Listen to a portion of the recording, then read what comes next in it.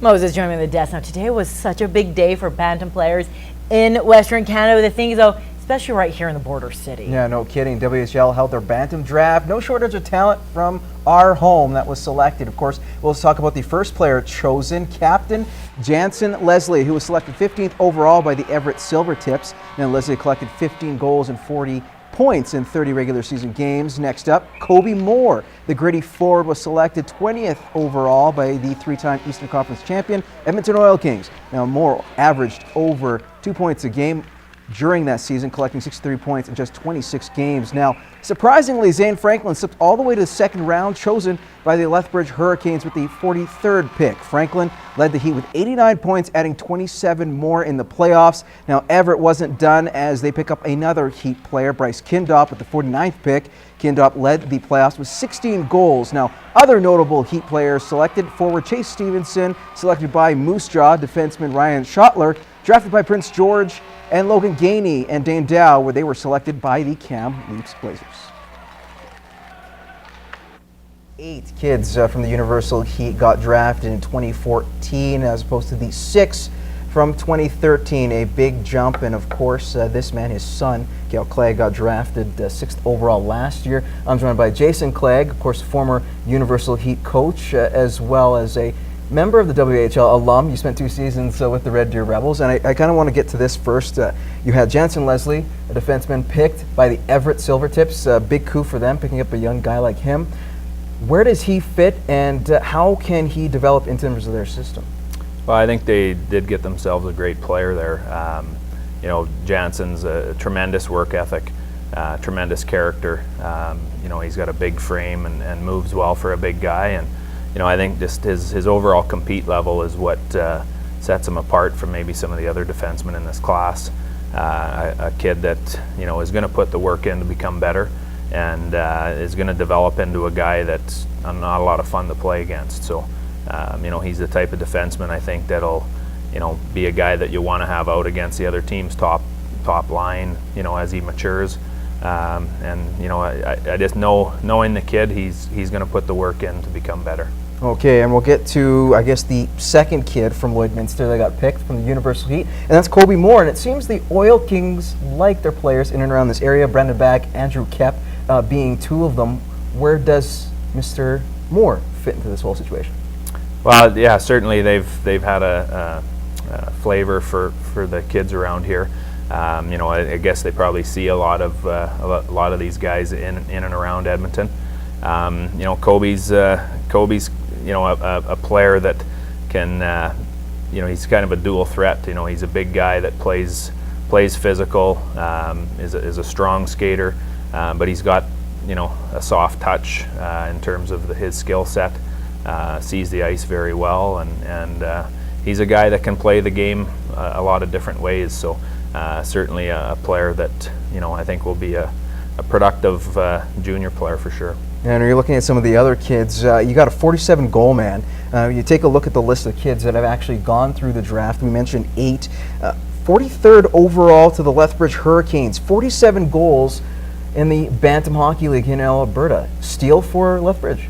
Yeah, certainly they got themselves a good player.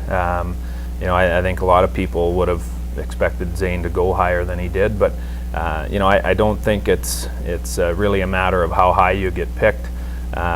As it's more important, I think, to go to an organization that fits your style. And you know, Lethbridge, I'm sure, is pleased, extremely pleased that he was available with that pick.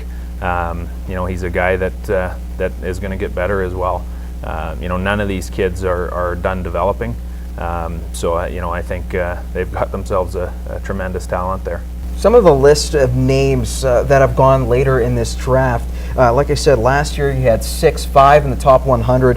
This time around only 4, and then you had a couple, or at least the other half, drop into 100 or higher. Of course, you had Chase Stevenson, Ryan Schottler, Logan Gainey, and Dane Dow goes 201st overall to Kamloops.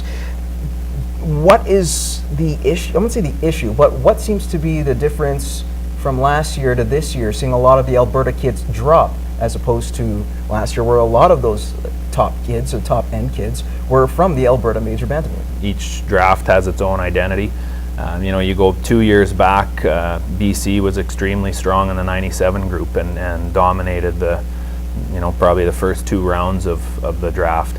Where last year, Alberta, particularly northern Alberta, was very strong. And I think overall, a lot of the scouts that I've talked to over the course of the winter, maybe this year's draft class wasn't quite as deep overall in terms of what last year's provided. But again, a lot of Alberta kids maybe a little bit later in the draft, but the work now starts. I mean, it's a constant evaluation process through the next 2-3 years for these kids. All right, well, we've got to remember TJ Lloyd, Austin Pryor, Joel Gagnon, names that haven't been picked in the draft, but hope springs eternal for these young men.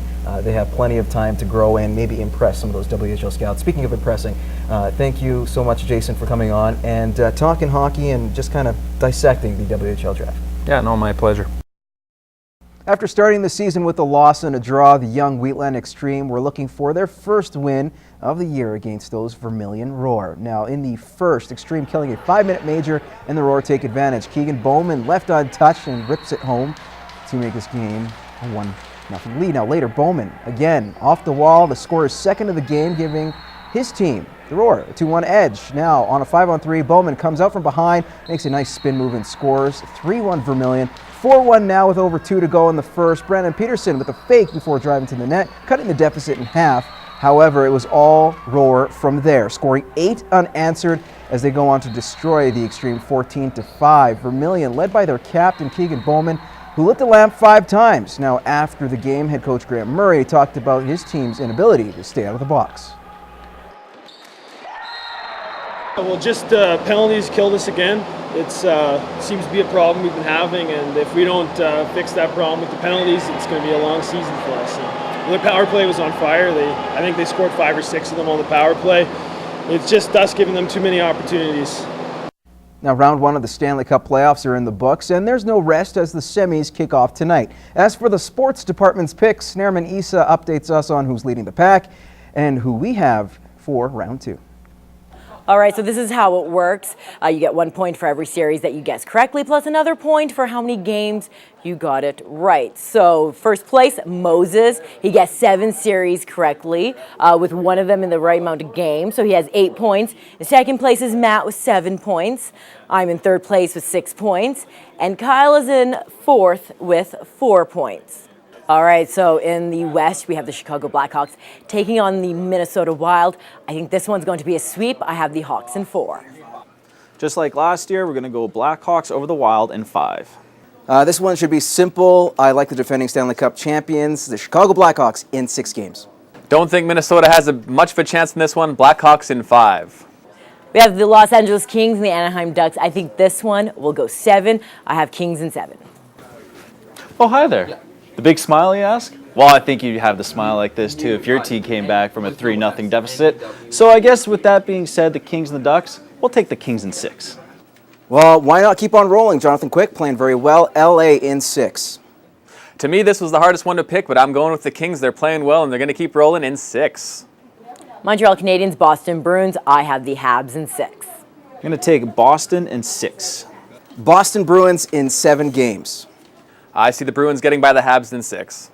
Pittsburgh Penguins taking on the New York Rangers. I got the Pens in 6. This one's a bit of a toss-up, but I'm going to go with the Penguins in 7. The New York Rangers in 7 games. Unfortunately for Moses, the Penguins are taking this one in 7.